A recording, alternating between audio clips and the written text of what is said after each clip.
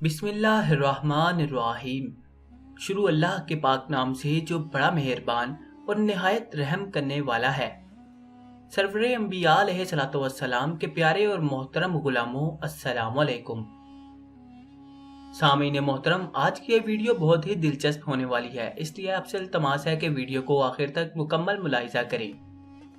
सरकार गौसे आजम रहमतुल्लाह तआला अलैहि के खिलाफ फिर से सवाल किया जाता है कि क्या सलाते गौसिया सरासर अकीदे तौहीद के खिलाफ नहीं? अगर ये अकीदे तौहीद के मुनाफी नहीं तो हवाला दो। और हवाला कुरान और सुन्नत की रोशनी में जवाब चाहिए। सलातुल इसरार, इसे नमाज गौसिया भी कहा जाता है, अकाबिर उलमा व मशाइख से जवाज मनकूल है।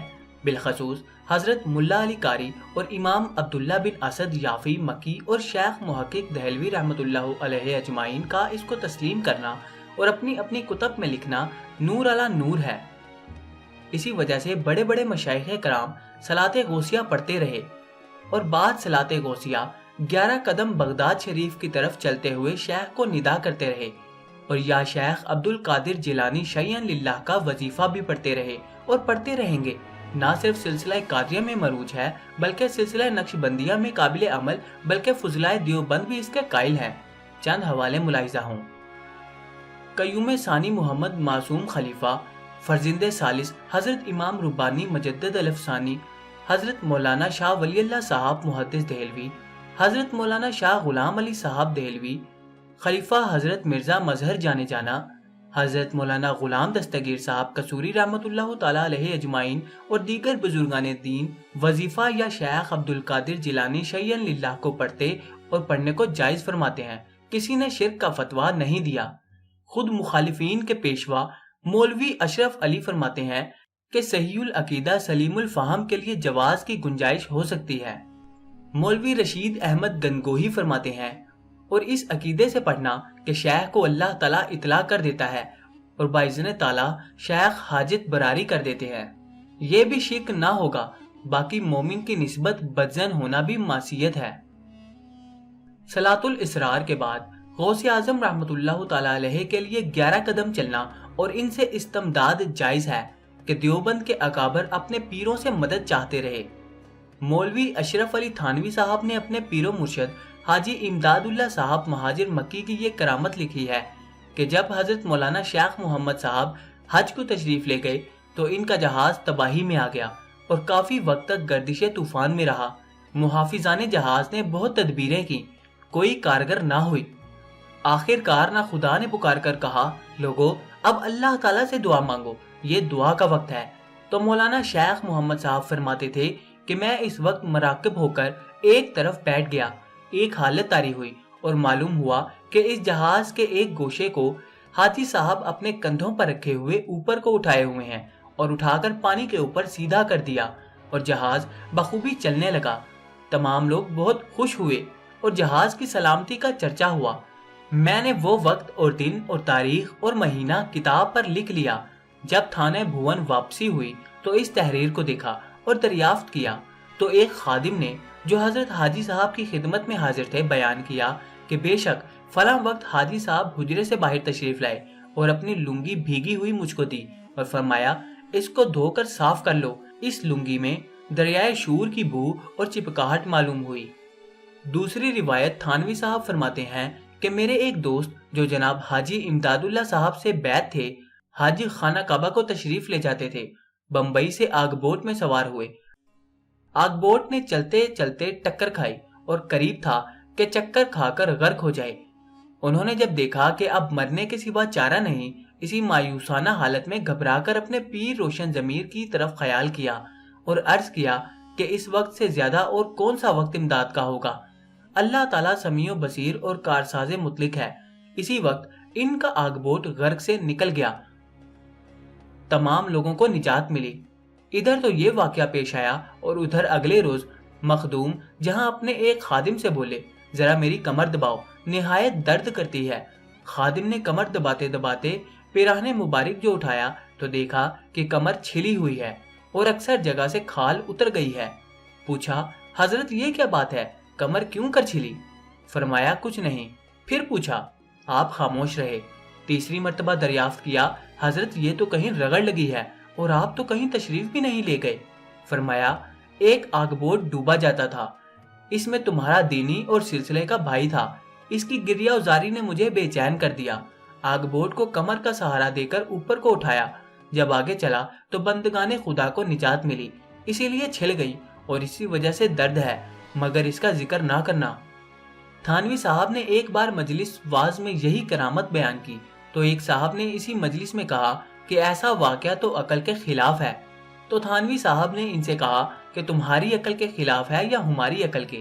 اگر ہماری عقل مراد ہے تو یہ غلط ہے، کیونکہ ہماری عقل کے تو موافق ہے، اور اگر تمہاری عقل مراد ہے تو اس کی حجت ہونے کی کیا دلیل ہے؟ جو عقلیات میں امام سمجھتے جاتے ہیں، یعنی حکمہ میں ان کے اقوال سے ثابت کر دوں گا، یہ واقعہ بالکل عقل کے موافق ہے۔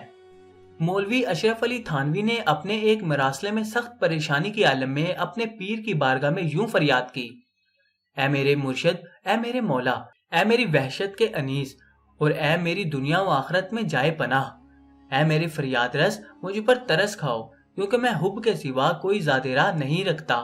مخلوق کو آپ کی بدولت کامیابی حاصل ہو اور میں حیران و پریشان رہوں۔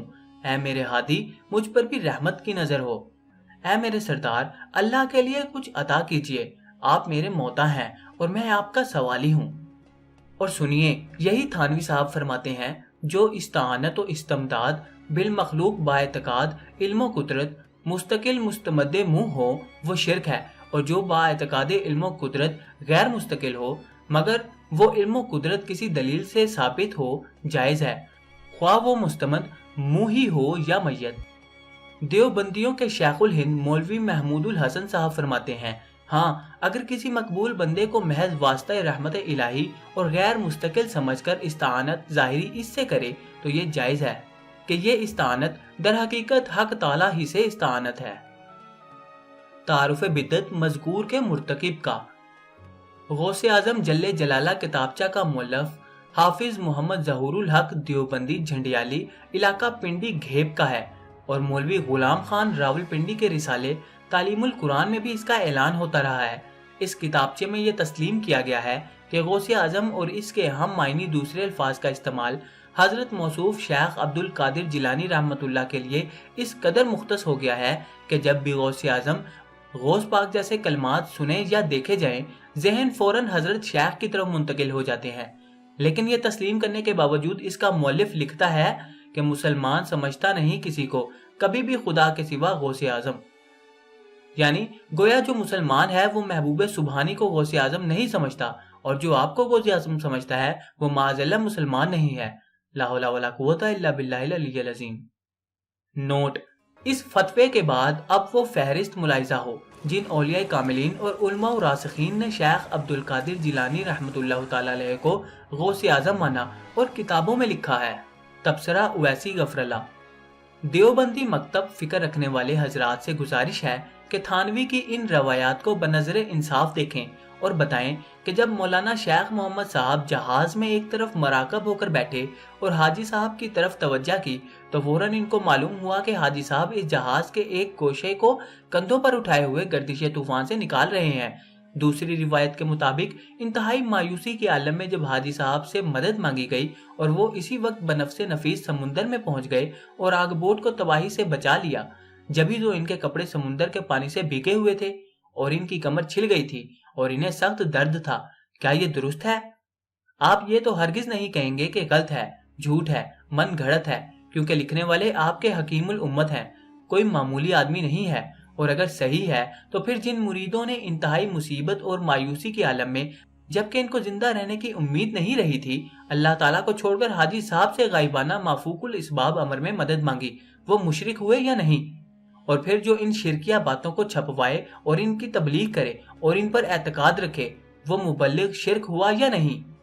نیز جب حاجی صاحب کی طرف توجہ کی یا عرض کی تو حاجی صاحب کو اتنی دور سے اس کا علم کیسے ہو گیا؟ کیا ان کو علم غیب حاصل تھا؟ کیا وہ مریدوں کے حال پر مطلع اور ان کی التجاؤں کو سنتے رہتے تھے؟ اور کیا ان کے پاس یہ قدرت تھی کہ آنن فانن سمندر میں پہنچ کر ڈوبتے جہازوں کو بچا لیں؟ اگر اسی قسم کی باتیں کسی آپ کی مخالف کی طرف سے ہوتی تو آپ ان کو بالکل غلط اور شرک قرار دیتے یا نہیں؟ نوٹ: صلاۃ الاسرار پر اعلیٰ حضرت امام احمد رضا فاضل بریلوی کی کتاب انہار الانوار اور فقیر کا رسالہ 11 قدم پڑھیے۔ سامعین محترم، امید ہے کہ آپ کو آج کی یہ ویڈیو پسند آئی ہوگی۔ دوستو، اگر آپ کو آج کی ویڈیو پسند آئی تو اس کو اپنے حلقہ احباب میں دوستوں کے ساتھ لازمی شیئر کریں تاکہ ان کے نالج میں بھی اضافہ ہو سکے۔ اب آپ سے ملاقات ہوگی انشاءاللہ تعالی اگلی نئی ویڈیو میں۔ تب تک کے لیے اپنا خیال رکھیے گا۔ اللہ حافظ۔